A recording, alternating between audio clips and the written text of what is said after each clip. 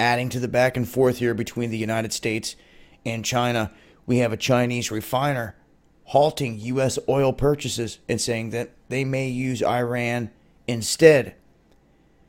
Now, obviously, both sides are sitting here contemplating the next move. It seems like every other day, or at least every week, we hear of moves that are focused toward escalating this trade war.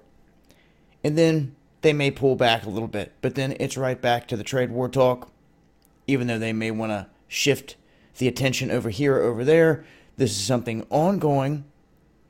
And what they're saying right now is that when you look at this, the U.S., China, even as Trump demands all U.S. allies cut Iran oil exports to zero by November 4th, many don't think that that's going to be possible.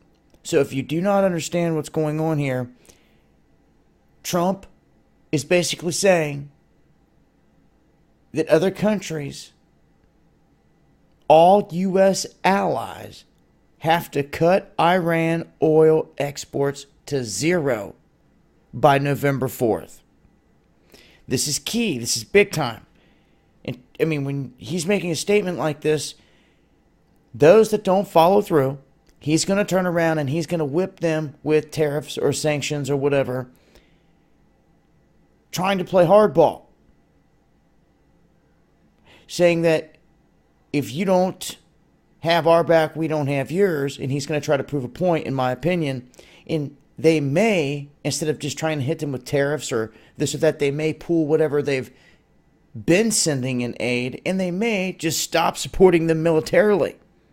This is the threat that he threw out there on the table here recently. That if you still want our military support, you better stop.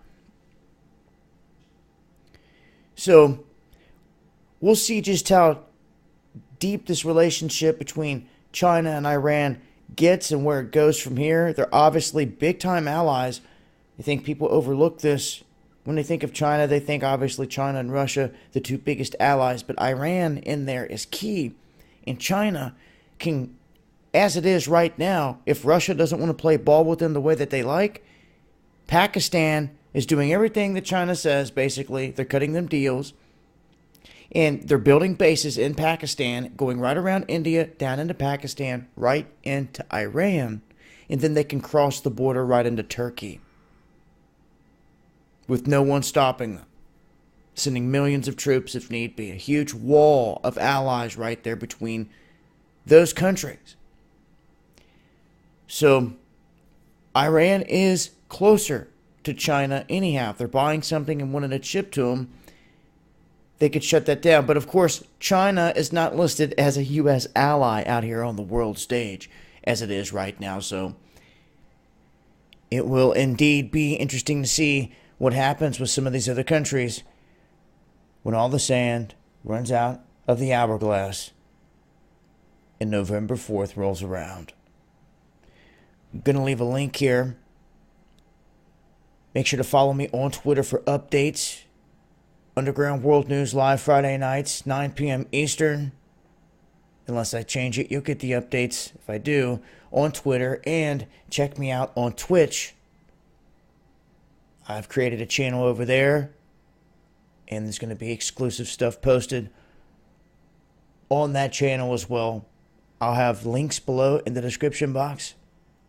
And this has been Dabu7. Peace.